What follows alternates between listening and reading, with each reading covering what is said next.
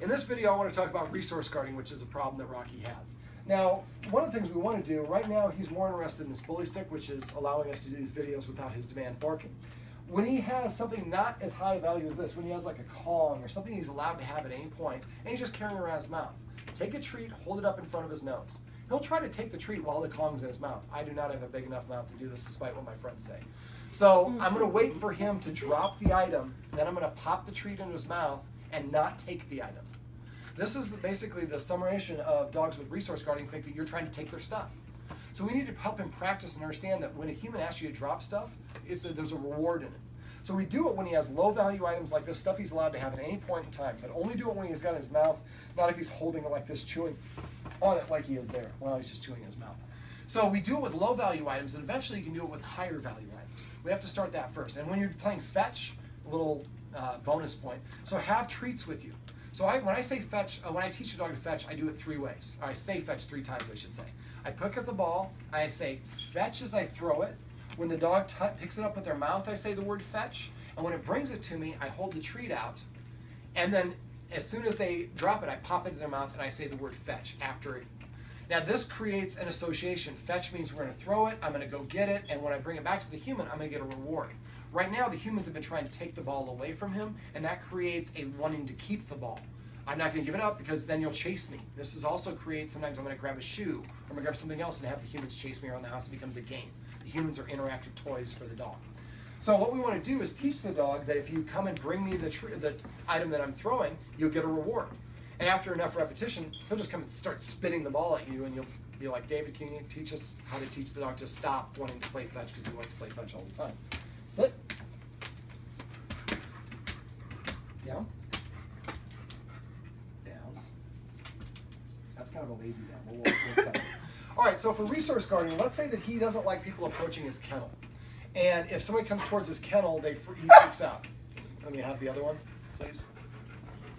I'm guessing. Where do we get those? Those are pretty effective. These are you can get these at my favorite pet store in Omaha, the Green Spot, and I'll give you a card that'll give you $5. I know where that is. Green Spot is downtown Pacific. Yep. Yeah. Right, and they're called simply bully sticks. Bully sticks. I'll tell you what they are off camera. If you have a dog, don't ever give your dog rawhides. You want to give them bully sticks. They're a little bit more expensive, but rawhides are dumped in ammonia and chemicals, and it'll give your dog a lot of health problems. All right, so now he has this item. Now, if somebody approached him and he started growling, then he's concerned that somebody's going to try to take his resource. So for resource guarding, what we want to do, and this is kind of a very short encapsulation, but there's a great book called Mine, M-I-N-E with an exclamation point. That is where I'm getting this technique from. It's pretty much the default way to stop a dog from resource guarding. So when he has the item, I have a person, like let's say he doesn't want me to approach. So I might approach from 10 feet away, and then stop and then throw a treat in there, and then turn and walk away. And then maybe I'm coming from this angle. Then I go outside, or I come from this angle and from 9 feet away. And I toss the treat and then I go away. If he starts reacting, we move too close to him. So we want to throw the treat before he gets a chance to do it. Now, if he's in here and we can't throw it to get it in we could actually have somebody else in here, maybe one of the kids here who he has reacted to. Maybe we have that kid start approaching, and once he gets to a certain point where he holds his breath or gives us another sign, we drop the treat in there. And then the child turns and walks away. So we do a class for this for dogs that are reactive, and it's basically an element of counter conditioning and desensitization. So what we want to, when the dog is barking, he's saying, hey, don't come here and take my stuff. So when the person's approaching, we're dropping treats. So now after a while, the dog associates, when people approach me when I have stuff, they're not taking my stuff, they're making my situation better because the best treats I've ever had fall from the sky. And as soon as the person leaves, the treats go away. Can we get that person to come and stay here all the time? I want it raining treats. I'm explaining it, buddy. Every time you move your hand, he's like... I was going to say, you're already kind of winning him over. Well, and again, I'm creating a positive association. This guy came over, he's not confronting me, he's not yelling at me. This is confrontational, this is approachable. So if you've noticed, every time I've been near the kennel, I've been sideways to the kennel as much as I can, because that's a less confrontational posture for the dog. So basically, now we can do this a couple different ways. Let me see if I can get him to do this one. Come here, buddy. So this is what I'm talking about for resource guarding. Yeah, resource guarding. Yeah. So now that I don't necessarily know if that was a resource guarding because he's got a bone and I'm kind of leaning over towards him. That could be just like, hey, back off, man. I'm enjoying my bone. Right. What I would want to do is when he doesn't have a bone and you can do this without him being in the kennel. Or maybe you have the kennel door open and you're blocking him, but he's still inside the kennel. So we have him chewing on the treat, and then the child comes around that he's not a fan of, and stops, and he's chewing on the treat. When the treat's about to go away, then I give a signal to the child walks away, and I pop the rest of the treat in his mouth. And it's the same principle. So when the child approaches me, the best thing I've ever had goes into my mouth. As soon as the child leaves, the treat goes away. Now, after enough repetition, the dog starts to associate, oh, when the child comes, I'm getting something good, and I like it when the child approaches. Now, we have to also make sure that we take note of the dog's distance. We have to have, like I talked about off camera, the dog's sub-threshold, which is this sort of an energy. The dog's barking and whining and anxious, it's the wrong energy. So what we want to do is increase the distance between him and whatever it is that he's reacting to. So we'll say child X, because we don't use names in these videos. So we'll say child X, at 25 feet away, the dog is comfortable.